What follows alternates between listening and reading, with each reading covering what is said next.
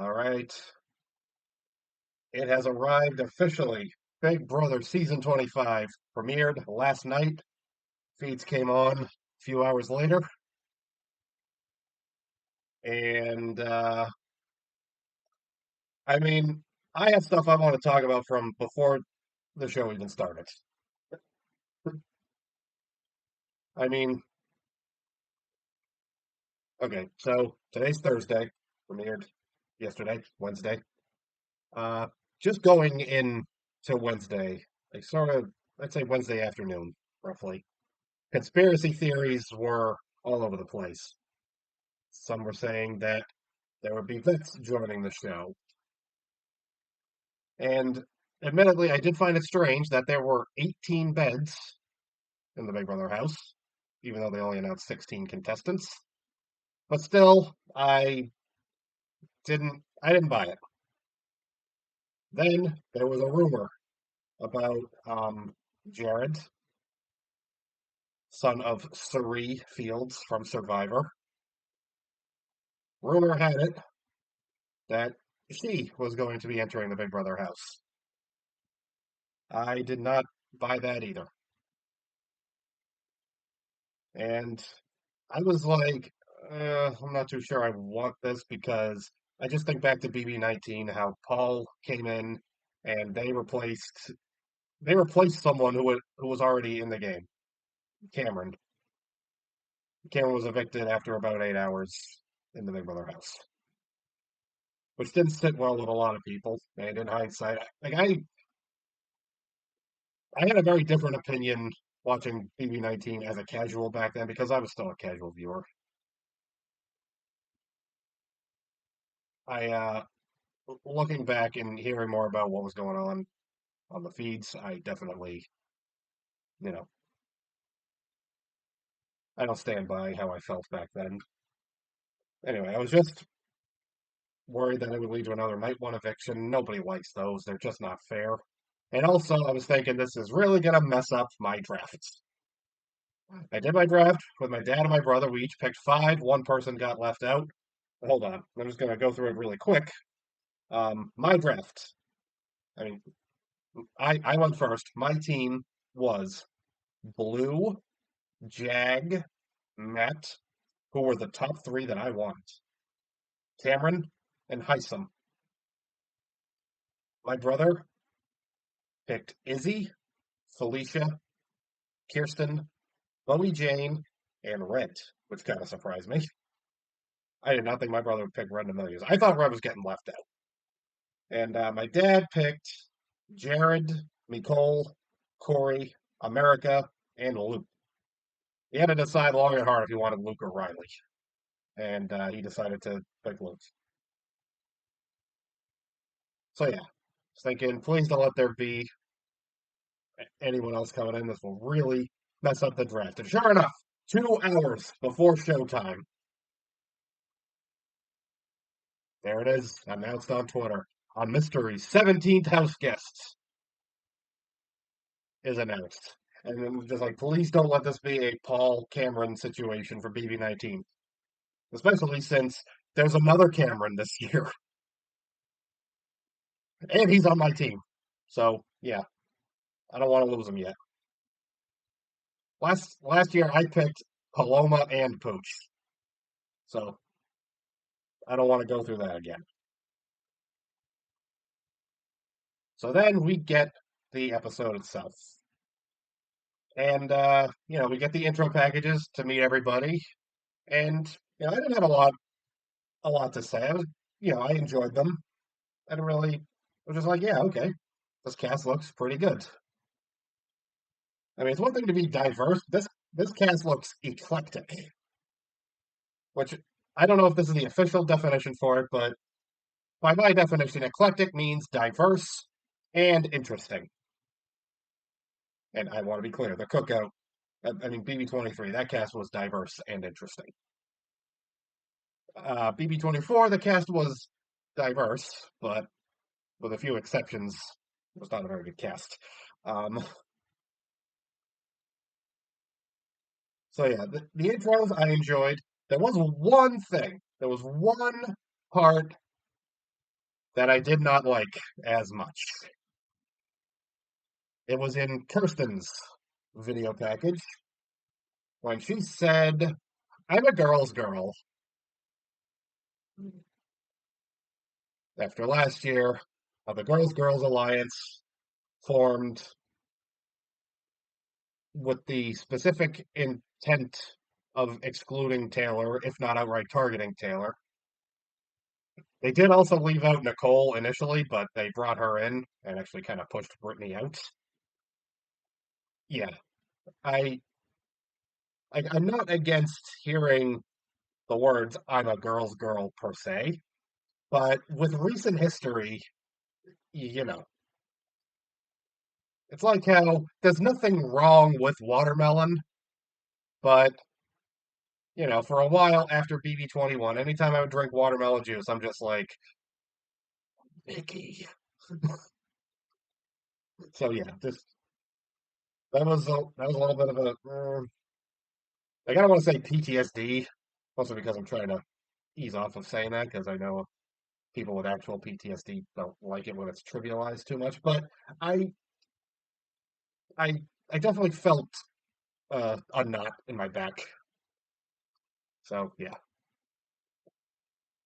but yes, they all go in, and I haven't seen this before, but I mean they might have done it in the early season. In fact, yeah, I think they did do it in the early seasons. But so everyone's standing on stage. Uh, Bear in mind, I've only seen BB17 onward, and in the seasons before COVID, uh, I would just see one group come out on stage, like except for BB17, that was different because there were three surprise house guests, but they didn't get that third surprise until later. Anyway, just forget BB17 for a second. Uh, I'm just gonna go with the first season my dad watched, BB20, watched in its entirety. 8 people came out on stage,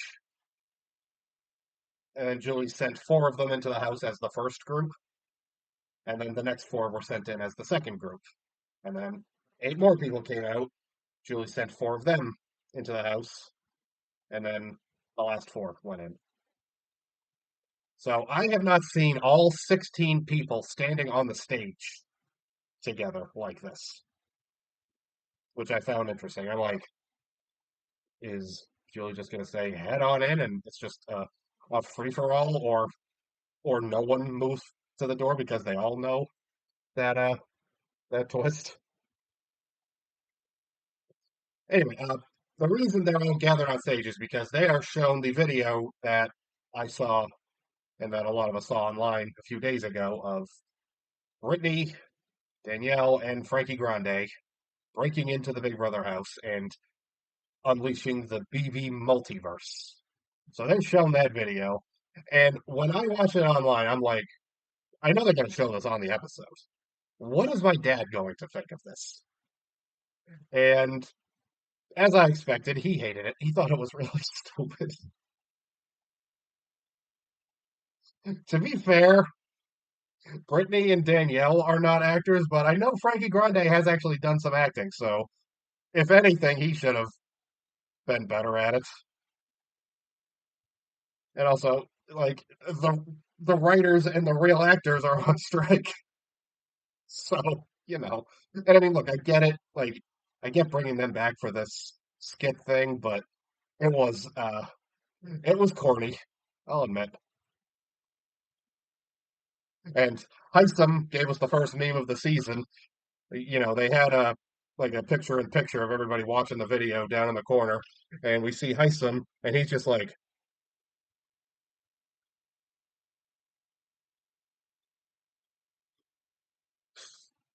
so yeah, Heisem, first meme of the season.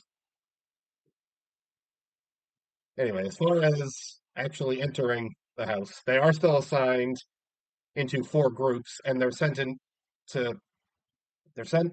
Julie tells them to go to the backyard and go to one of the 4 competitions that is set up there, and they have to stand on the color that they were assigned. Uh, so they get assigned their colors. They head in. exact order, but I do remember that the first person in the Big Brother house, now bear in mind, long time curse, first person in the house has never won the game. America was the first person in the house, and she supposedly watched the show for 15 years. Okay, guess she doesn't. I mean, I guess a 15-year casual, maybe. But I mean, even last year, um, that was why Smelvis nominated Michael week one. Michael held the door open because he didn't want to risk them being the first group. They weren't, but Michael didn't want to risk that, and and that's why Smelvis targeted him.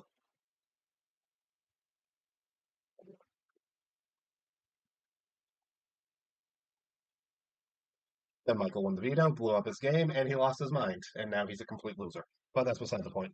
Um, so yeah, America was the first one in the Big Brother house. Longtime fan does not know that curse, which means she's probably going to go pretty hard for the second HOH. So I didn't bother to take note of the groups in which they were sent into the house, but I did note where I did note who went to each competition. So there's the competition from the Scrambleverse. Then there's the Humiliverse, Humiliation Universe.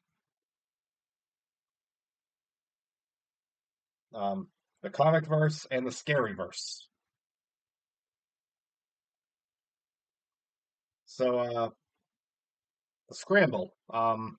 This is sort of I liked this one because it was sort of an inversion of a classic competition. Like usually they have to take the pieces and stack something. What they actually have to do now is they have to take a tower that's full of alternate Big Brother universes of things that didn't happen, like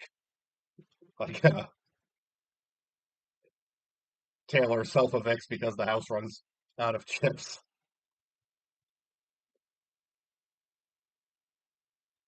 But anyway, they're all stacked up. They have to disassemble them and put them perfectly in a box, like at the other side of the yards. And they have to stack it in perfectly, fit it in perfectly, then run back and press a button. So I'm just gonna do alphabetical. Um, the people competing in this competition were America, Bowie Jane, Jared, and Nicole. And right off the bat, I noticed that Bowie Jane is not very fast. To be fair, she's 45 years old. Uh, so I don't know if that has something to do with it. Anyway, I mean, I was thinking the strategy was just don't even focus on the puzzle first. Just run back and forth, getting all the pieces there. And the other three do that reasonably fast. Bowie Jane was going really slow. And for a moment, I was calling her Slowy Jane because I couldn't help myself. But then when it comes to actually organizing them in this box, I think there's like only one way that they perfectly fit in. Um, America definitely did the best at this one. I mean, she was very fast and she was the first to finish. She stacks it in perfectly, presses her button, she is safe. Uh, Slowy Jane earns the name Bowie Jane back because she may have been slow at running, but she put the puzzle together at a reasonable speed. So she was the second one to buzz in. And then we get a second meme of the night. Nicole finishes, and she is sprinting like crazy. It's not even that far, and she's running in high heels. So that picture of her in the middle of running, that became a meme. She trips right at the end. It's not like a bad trip or anything, but it was kind of funny. But she trips a little bit, presses a button, she is safe, and I just realized I forgot to mention what they were competing for. They were competing to not become a nominee. The losers of these competition are the first four nominees, which is something. So that means that Jared is our first nominee of the season. All right, next up, the Humiliverse competition. This was like I took one look at this and I'm just like I I respect this show for its strategy and its cutthroat nature and how devious and cunning you have to be to succeed. And now here I am watching on CBS. This is national television. This is one of the major networks. I am watching four adults on their own contraption that is designed to kick their own butt.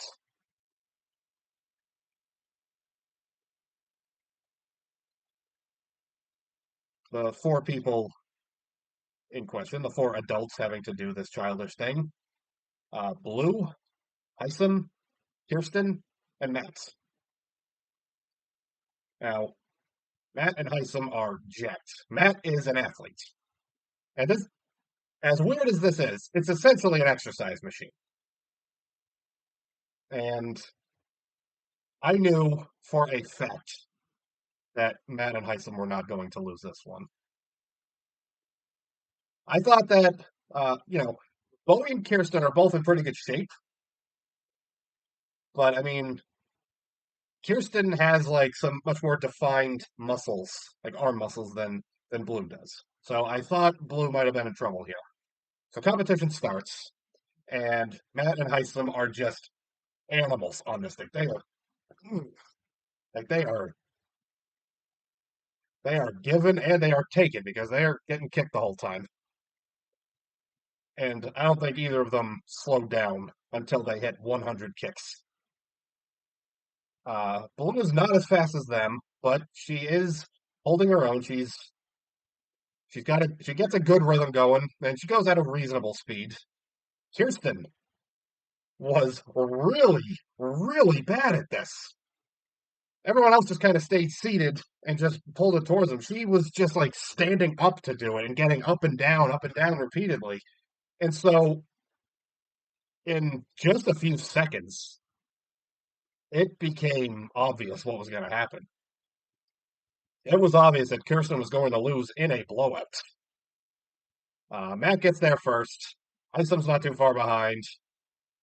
And Blue gets there right around the time Kirsten gets to like I feel like she got to like 70, maybe. I don't know. I didn't take note of that, but yeah, Kirsten did not do well at that. And so nominee number two is Kirsten.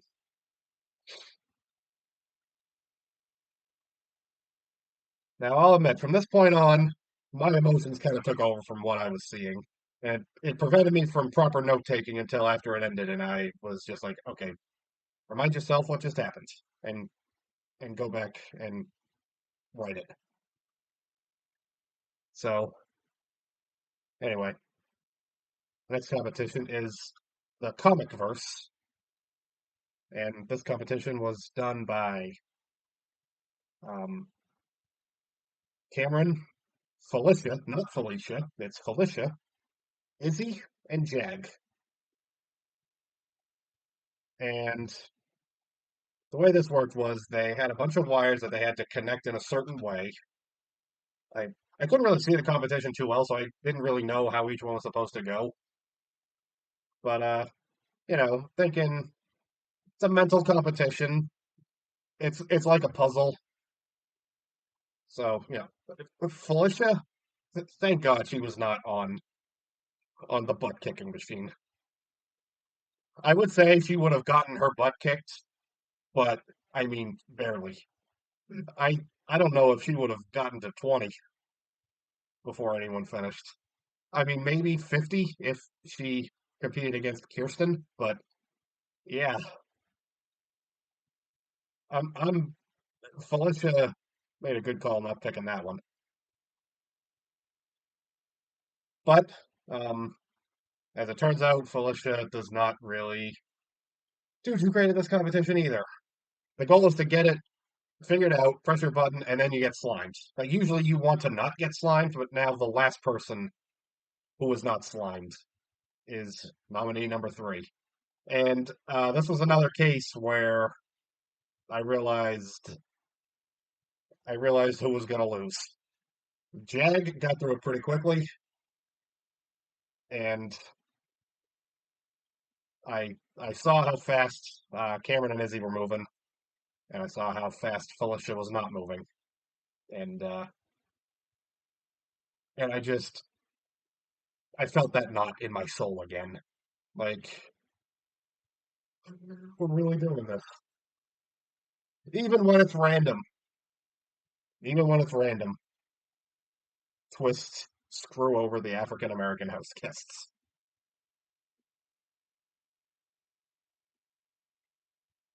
So yeah, Felicia lost, and the first three nominees are Jared, Kirsten, and Felicia,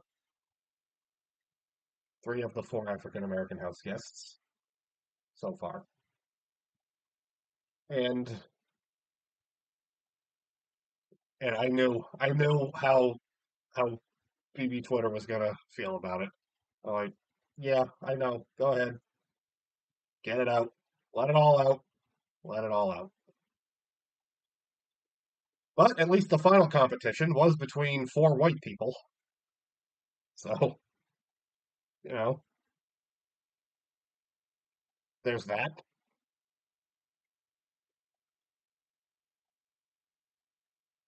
Specifically, this competition consists of Corey, Luke, Red, and Riley, and this is the scary verse.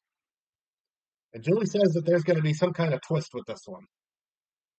All of them, like when it comes back from commercial, they're all just lying on this big mattress, and I'm like, oh, what kind of shenanigans have you got now? And they all have a big, fake, scary looking hand, which is the creepy hand we saw in the promo, but it's grabbing all of their legs. And there's this big, like, curtained off box that there's a wire on the hand that goes back into the box. And they have like two, like, kind of like rocks that you see on like a fake rock wall. They have to hold on to two of those things while these hands pull on their legs and pull them back into the nether region, which by all accounts is what we're officially calling it. Not the best name, but I guess that's what we're doing.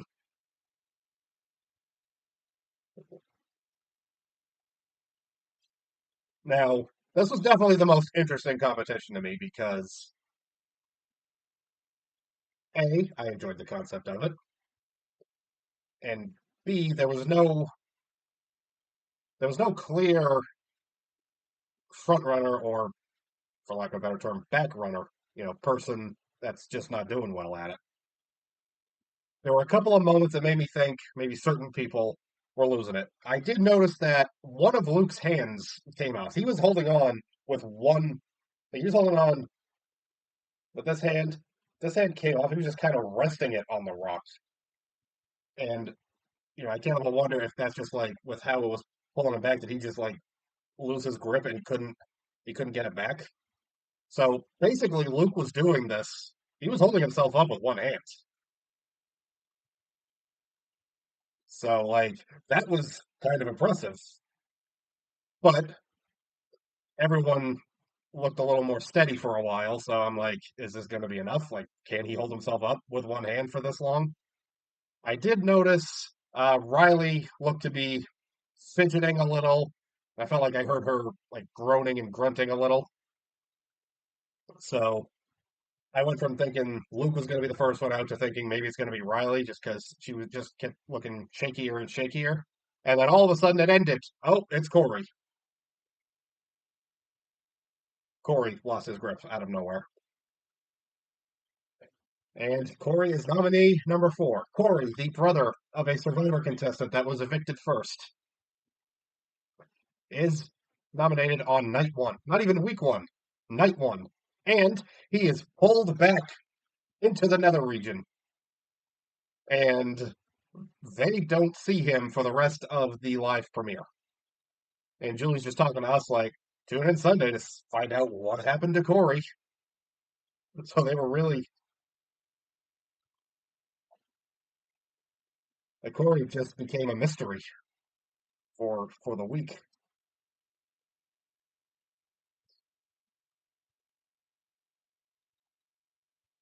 So yeah, I just knowing that his brother was the first one out on Survivor, and he not only a week one nominee, but a night one nominee that has disappeared.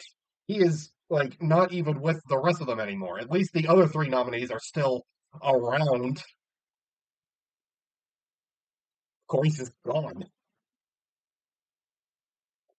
And then we hear that there's someone, there's a special surprise waiting in the Big Brothers. I don't remember exactly what Julie's words were. All I know is we get a look in the kitchen, and there is someone. Their back is to us, but it's clearly a woman with tall hair. I don't I, I don't know what it's called. Forgive me. But you know, I have only watched one season of Survivor. Sari was not on that season, but I know who Sari is because for the for when I tried to get into Survivor for this season I watched, I did watch a lot of I'm gonna give a shout out to Peridium right now because he does Big Brother and Survivor videos. I've been enjoying his Big Brother videos for a while, so I decided I'd check out some of his Survivor videos as well, just to see if I could get myself more into Survivor. And I mean, admittedly, some of those older seasons looked good, but the one that the most recent one I did not like at all. But anyway, through watching Peridium's videos, I knew who Suri was. That plus all the chatter about her possibly being on. When I saw her in the kitchen, even though her back was to me, I'm like, they did it. They actually brought in Suri. To someone who doesn't watch Survivor, then they're just saying they did it. They brought in Jared's mother. So, yeah, that is an interesting dynamic. So, here's what I have to say about Suri. Since I have not seen her, I've not seen her play before. So, this is all going to be new to me, basically. And just seeing somebody come in with an already established fan base, even among the fellow cast, I can't help but think of BB19 again and Paul. Paul came in and just sort of dominated the game. And I was a casual back then. I made a lot of excuses for what I was seeing that I now realize were just straight up mistakes. And look, I'm not saying Suri is going to be as toxic as Paul was. Okay, I mean Suri has been on 4 seasons of Survivor and is considered a legend. Paul has been on Big Brother twice, has finished in second place twice, and is one of the most hated house guests of all time.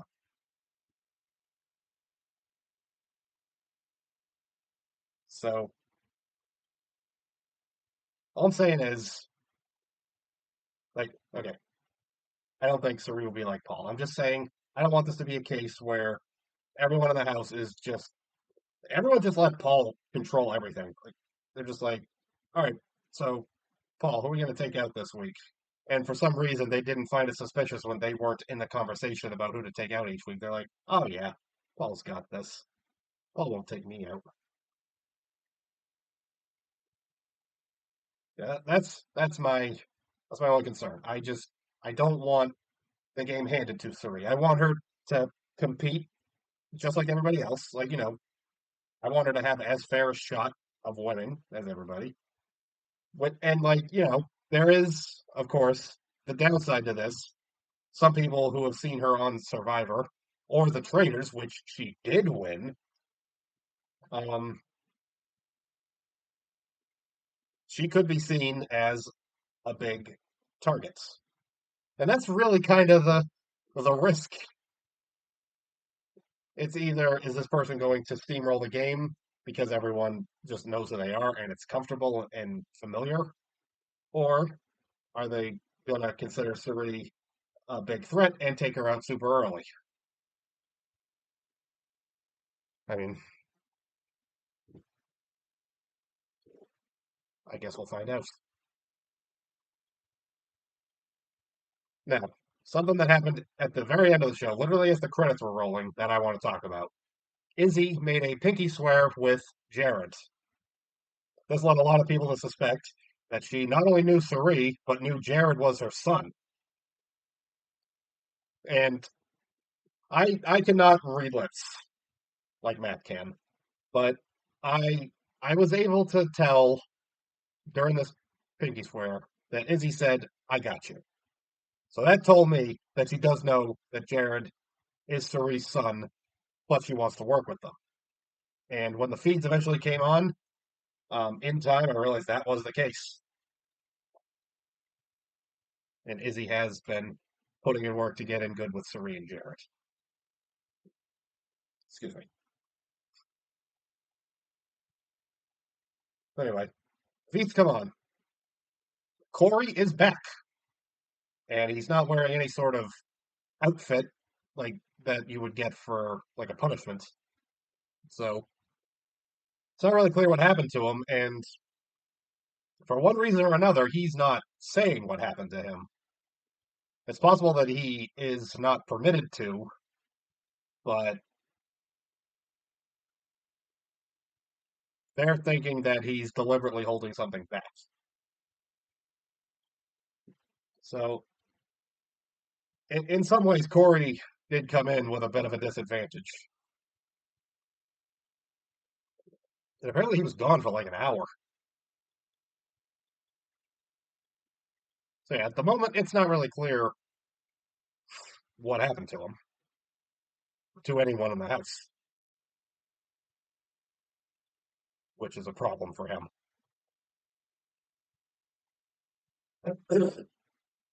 Excuse me. We get our first alliance, Phalanx 5. It consists of Luke, Riley, Jared, Matt, and Kirsten. And when they made this alliance, they shouted it out loud. That's a choice. And seeing that Jared was in this, I'm like, he's going to tell his mother about it. And at first, I'm just like, oh, well, easy pickings for Suri if she does end up just dominating, steamrolling the game. But then I started thinking, will she actually use these people? I mean, to be fair, I think that would be the better move to, you know, let Jared be inside, like have an in with this group until it falls apart, which it looks like it already has, but we'll get to that.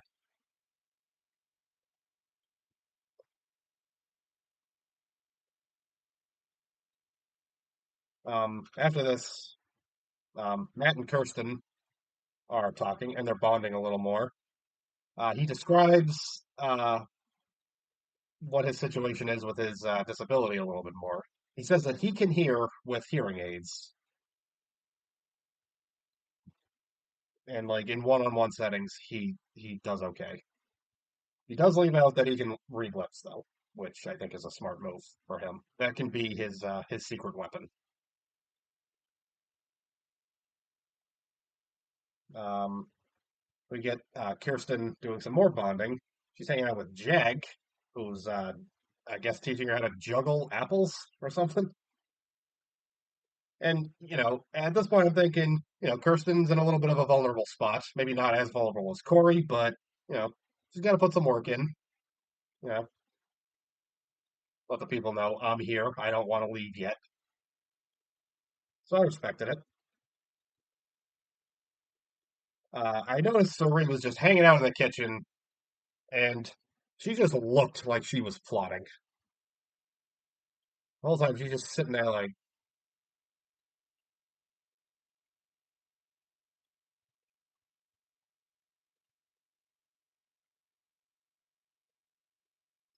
not too obvious. I mean, I would, if I had seen her sitting there making that face and knowing that she's, like, by then I would have heard about Survivor at the very least. I definitely, I myself, if I was there, I would have started thinking, she is plotting and she wants to be in charge. Well, what if I said I want to be in charge? No one else seems to feel that way, though. I mean, maybe she was looking around like that because she knew no one was looking, and I wouldn't have seen it anyway.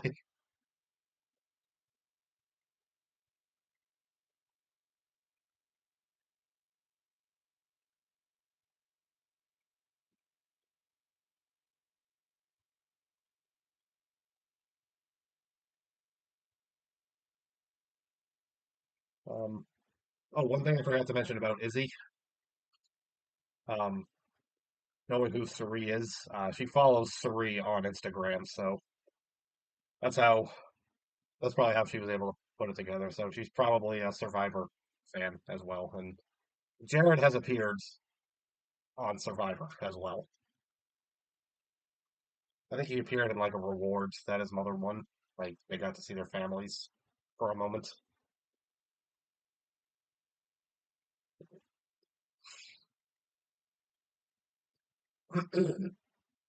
I made a note of this. It's not really too relevant. I just thought it was kind of funny.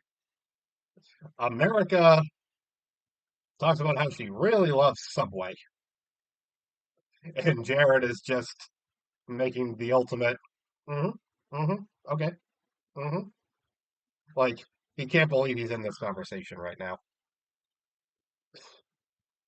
And to be fair, it is kind of like, okay, America, do you have anything else you want to talk about?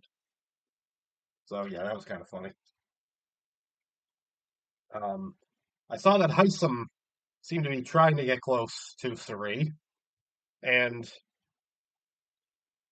quick reminder, his strategy that he said that he wanted was someone that he could have as a ride or die, and then the two of them run the game, and they each just control one different side of the house and just keep them pitted against each other.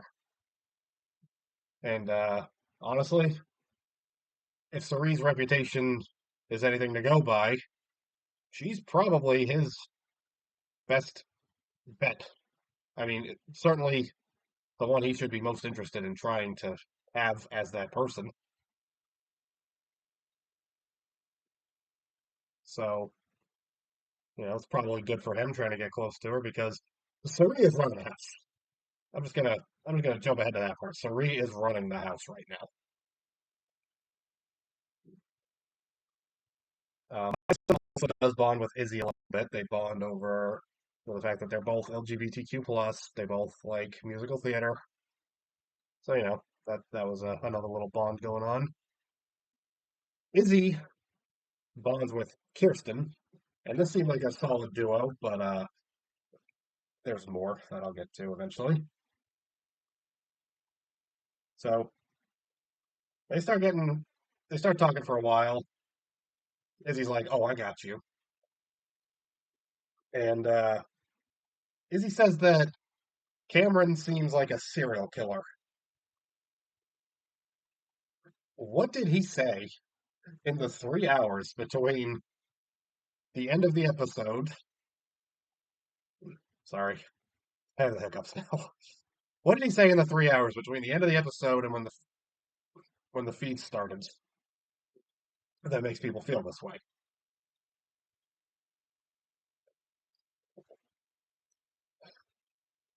When you're streaming, stay hydrated. It's a pro tip for you because I'm such a professional. Anyway, I'm going to go a little more now into how Sari is running this house. She's running it with Felicia. Uh, you know, there was this concern with a lot of people going in, myself included. Um, how is Felicia going to fit in? Because, you know, historically, the older people tend to be easy targets more often than not early on. And Felicia has already been nominated, just automatically. So, what is she going to do? Who is she going to connect with? Well, she connected with someone very similar to her. They're both mothers. They're both they're the two oldest people in the house. Sari, I think, is 53, and so they have bonded a lot, and they have talked a lot of strategy. And I mean, Felicia hasn't really bonded with too many other people, but I mean, she's probably the closest person to Sari, other than Jared, her own son.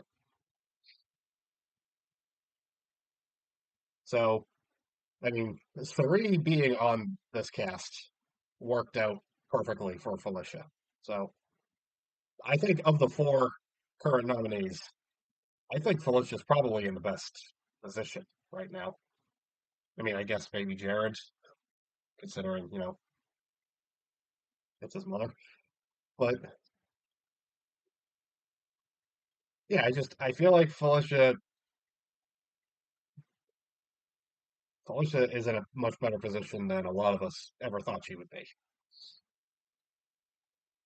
So they bond and they start strategizing. They want kind of a similar cookout strategy. What they want is their core four, and each of them has their own person, like their person that's outside the core four, which is like what the cookout did, minus Theragoff. He was just there.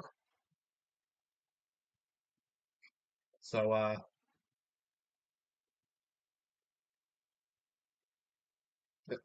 they're talking things through. At the moment, it's not really deciding who the other two of this core four will be.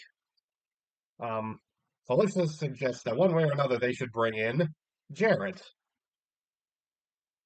And maybe I'm the only one saying this, but what if Felicia does know that Jared is Cerie's son, but is keeping it to herself and is playing some kind of 4D Master Chess Galaxy Brain thing going on right now?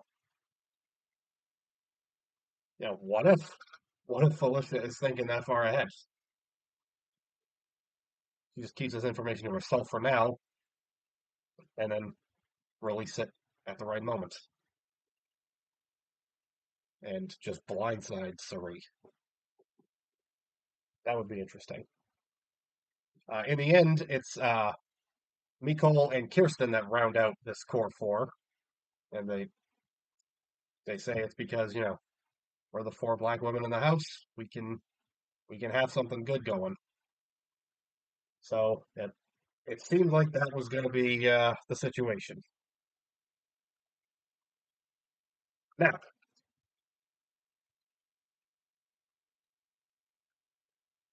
when I woke up, the first thing I read was that Jared has ratted out Kirsten, but not the rest of Phalanx 5 to Cerie.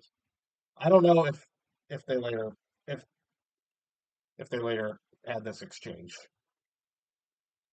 but um, but yeah, Jared had ratted Kirsten out.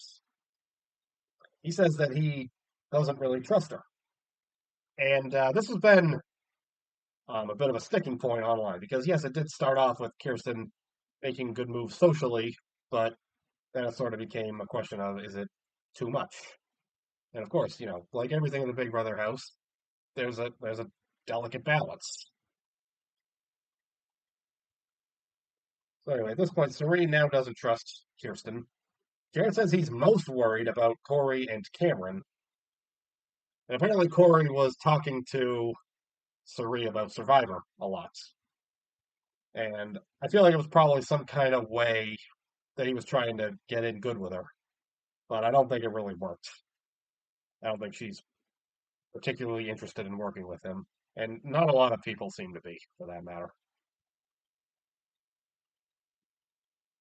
And just the fact that Corey is in this bad of a position already, I think his family is cursed. And every time I've done a stream lately, my chair has decided to drop on me in the middle. I'm just gonna sit upright a little more, even it out. So we get some more people talking about how they're not sure about Corey because of his disappearance, and they think he might have come in with some kind of secret power. I'm like, he's a nominee right now. What kind of power? I mean, I guess it's possible. It's Big Brother. Don't rule anything out. But I mean, why'd they give him a power right after making him a nominee? But anyway, Jared, Luke, and Matt are talking about how they're not sure about him now because he disappears. And Red talks about how he thinks people are talking game too soon. It's never too soon, but it can definitely be too late, Red. You gotta go in and start strategizing immediately. You gotta, first you gotta figure out who you want to talk game with, but then you go and talk to them about it. You don't just say, too early. Everyone's doing too much. Don't worry about it. Like, no, do something. Like, a lot of people, myself included, think Kirsten is doing too much. I think Red is doing too little. So I think they're the opposite ends of the spectrum here.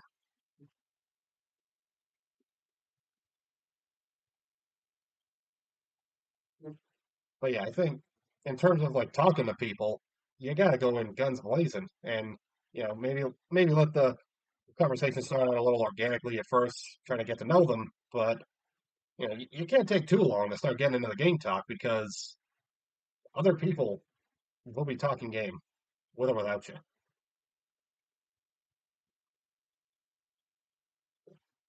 So yeah, didn't love that from Red. But then again, I don't really like him anyway, so I don't care.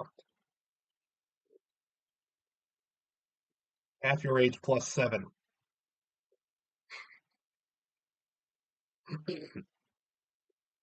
Okay, so Phalanx 5, it's already falling apart. Kirsten is now not trusting Luke. Jared is unsure about him now. And this is, of course, after Jared has already decided he doesn't trust Kirsten anymore.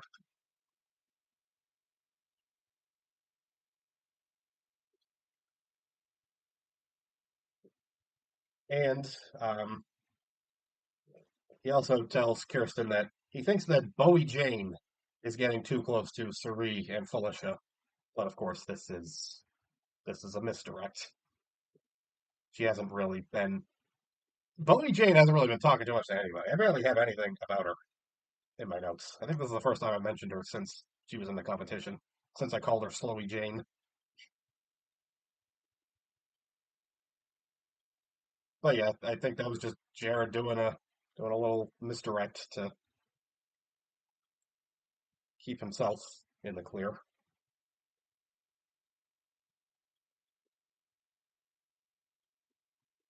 Then Jared's talking to Izzy. He does still seem to trust her. He tells Izzy about the Phalanx 5. Izzy says that Kirsten can't be trusted, and once again says that Cameron is a serial killer. Uh, we don't need to go there once again, just because he's hairy. Mountain man, sure, but although Red is literally a mountain man, so that might not work. Cameron is not a serial killer. He's just a hairy, hipster-looking dude.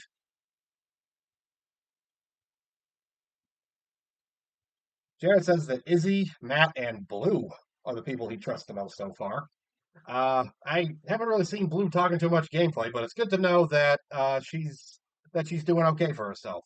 You know, laying low week one in the Big Brother house kind of varies from season to season.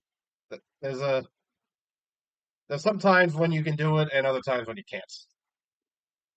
A good time to do it is when other people are very visibly in vulnerable positions. I mean, all four of the people nominated, I mean, they're nominated, so by definition, they're vulnerable. But Corey and Kirsten are just a little bit more vulnerable. So yeah, I think Blue's doing all right for herself. You know, she's talking to people, getting to know people. I haven't really heard too much game talk from her yet, but like I said, she's just laying low so far, and so far so good. It's working out for her. Haven't really seen her come up too much. So that's fine with me. My first round draft pick, and I have a lot of pressure on me because last year my first round draft pick was Taylor, and the year before that it was Xavier. So I'm just saying.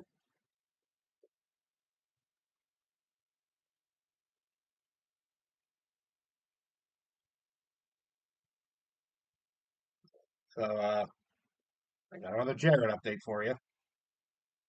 Now, Sari might be running the house, but Jared is like the star, really. He's the one who's going around and getting the most information. Jared tells his mother that Kirsten can't be trusted, tells her about the Phalanx 5, and says that Kirsten is just going around, like, not even just bonding with people, but like seemingly making alliances. Apparently, this, like the core four, just making it the four black women as the core four. Apparently, I mean, Cerise says that was Kirsten's idea, but now, and apparently Kirsten started the Phalanx 5, which I don't know for sure who started that one.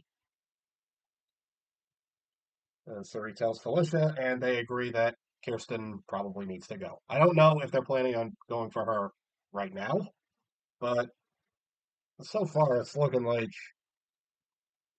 her days might be numbered a little bit.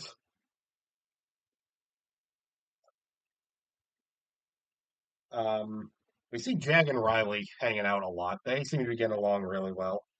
Jag in general is someone I really want to talk about because I think he is playing an amazing social game so far. And he's able to do it a little more low key than Suri because everyone I don't know if they all know who she is, but I mean I think by now they know she's been on Survivor, but I don't know the extent of her gameplay that they all know. But I just feel like Jag is in a better position than her because just he's just some guy. So he's made quite a few close connections so far. He hasn't done it with everybody yet, but the ones he has bonded with, he has made really strong bonds with. So, it's like he's taking his time, which I like, and that will definitely or could definitely help him. I don't want to say will, because again, big brother, you never know. But so far, I think Jag is doing a great job. I think he's, you know, yes, I do feel like Sari is playing the best game in the house, and Jared is there with her, but that was just sort of a given. Just like with her reputation and him being her son, they were just kind of automatically in the know all the time. Jag, he's doing his own thing and doing very well with it. He's like building his place in the house from the ground up to more of an extent than Sari is.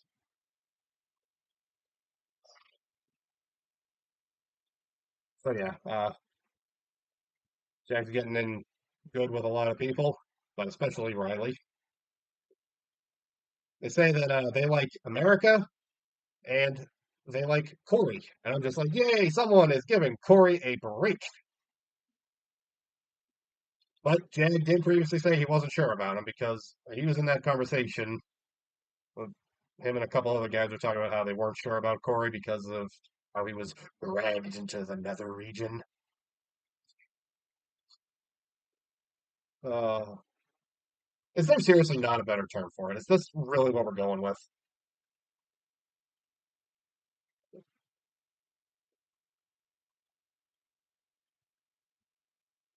All right. So here's where I think things stand so far. Now, we haven't had an HOH competition yet. They're going to do it today, I believe. Um, Obviously, there's a lot of there's a lot of variables here, especially considering there's already four nominees on the block.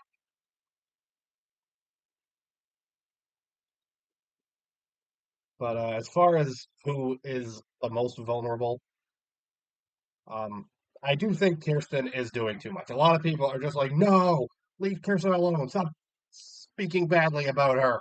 And it's like, she's not doing great. You know, it's not too late for her. The week isn't over yet. But listen, I I said this in my cast reveal video. I just got kind of vibes about Kirsten. I I of course admitted that my opinion on everybody is subject to change. I could have been wrong about every single one of them, and I would have admitted this. But um, Kirsten, I'm sorry, she's just not impressing me so far. I think she's being sloppy. We like messy in the Big Brother house, but she's being sloppy. Izzy is being messy. Kirsten is being sloppy, and just the way she gives out information. She's like, "I heard from someone. I don't want to tell you who, but I heard from them." And like that's the way she gives out information. Like it's a little shady. So it's like she's trying to play a game of telephone. So I don't think Kirsten has done herself too many favors. That being said, I think the most vulnerable person right now is Corey. I mean, first of all, way to pick the wrong competition, buddy. You didn't just lose; you got cursed. It's like he's tainted now. No one can trust anything about him because he disappeared for a moment. Uh, I'm sure we'll find out more soon enough about what happened to him. I mean, we'll find out on Sunday, but I feel like before then we might get a little more about what's going on with him and what happened to him. But it's not great for him.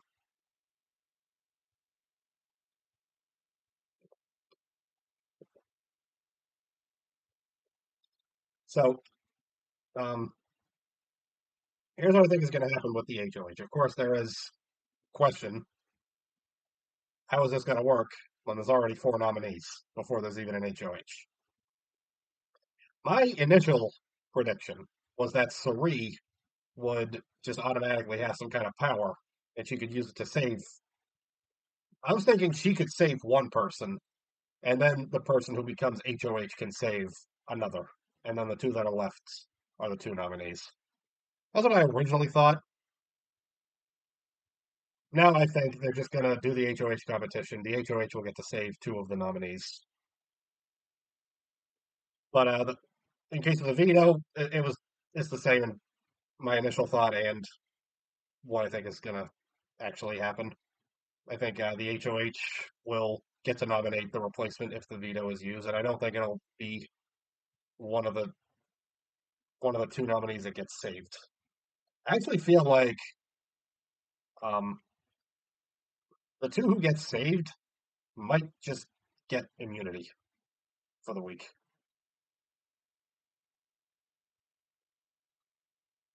So yeah, that's that's what I think. But yeah, I thought going in that Suri would just have some kind of power right away. Like Paul went in to BB19 already getting a massive advantage. Excuse me, hiccuping, I'm sneezing, clearing my throat. I am a mess. I'm sorry.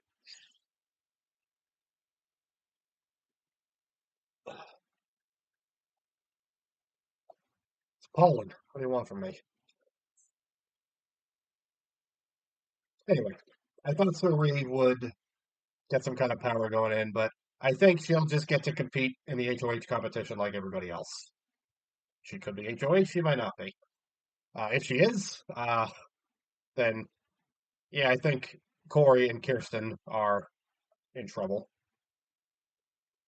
I don't really see too many people pulling Corey off the block. I can see a few people that might um, possibly save Kirsten.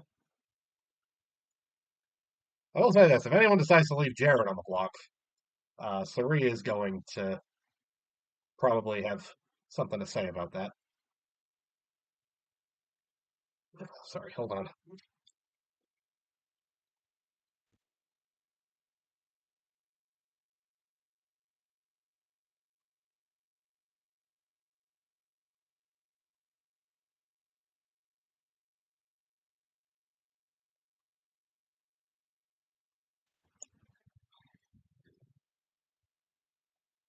Okay, I'm back.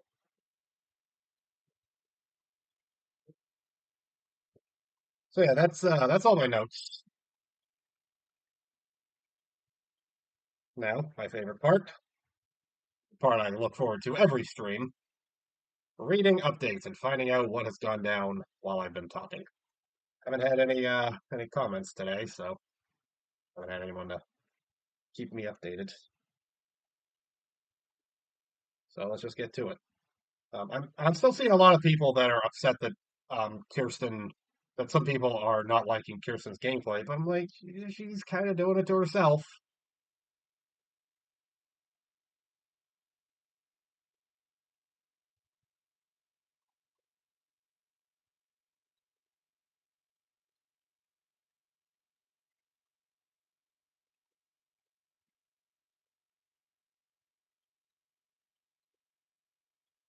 Oh, are we already at we already got the puppy cam, which means the HOH competition might already be underway.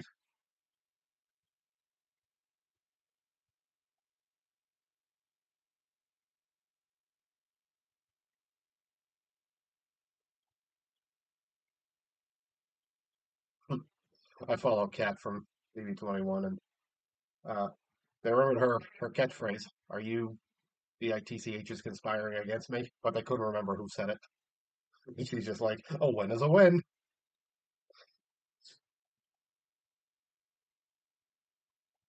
Oh, it was Red and Izzy. Izzy, I can see, but really, Red? Dang.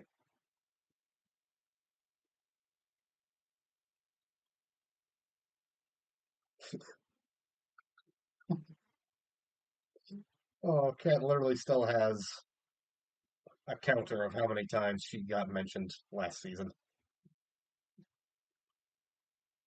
Never changed, Kat. Never changed.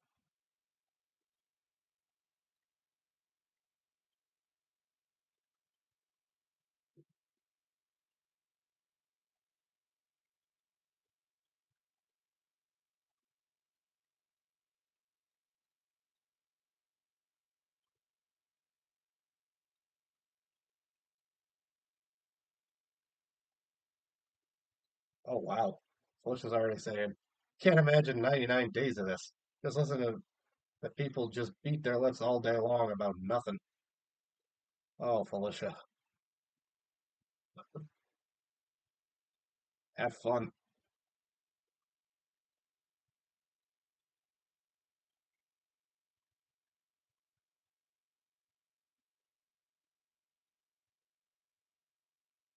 All right, now, time to check old reliable BB updates. I know Izzy is getting flamed in those comment sections for daring to think Kirsten is possibly more of a liability than an asset, but yeah. Yeah, okay. These went down 54 minutes ago. So that would have been about 11 minutes into my stream, more or less. Did I do that math right? Yeah, I think yeah, I did.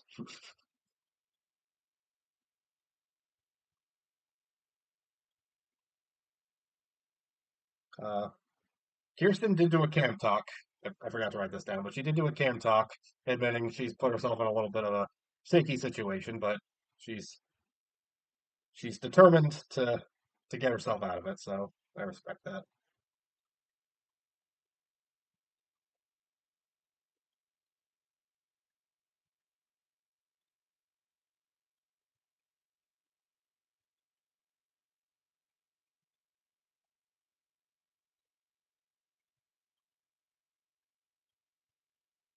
Oh, I kind of like this one. Cerie's so good. Someone interrupts a game convo, tell them you were just talking about them, pull them in, and make them feel included. Now, did Cerie actually do this, or did she say to do this? I mean, either way, I do respect that.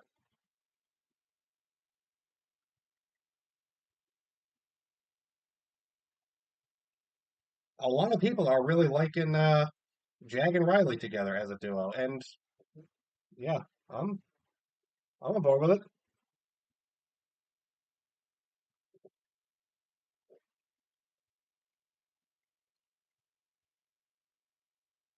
Riley got left out of our draft, but what I did beforehand was I ranked everybody in the order I wanted them, and like I said, Baloo was number one, then Jag, then Matt.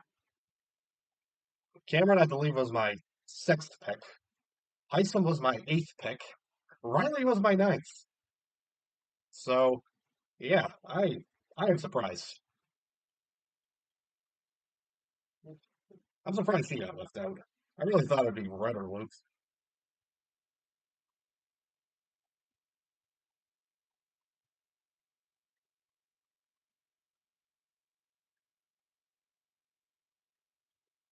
All right. Um, since the feeds went down not too long into my stream, um, I didn't really get too much. But I will be back soon. I might try to do one either tomorrow night or sometime on Saturday. I'm gonna do it after, at least after the initial nominees.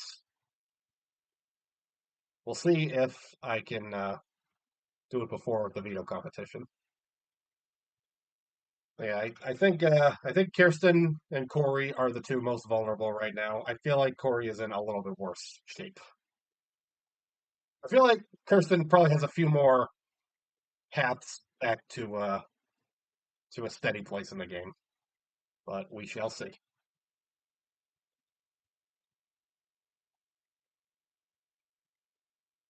And yeah, that's gonna do it for me. Thank you to my one viewer for watching. I appreciate it. And I will see you next time. Follow me on Twitter at Nick Grimes YT so that you can find out when I go live again, or follow me here if you weren't already.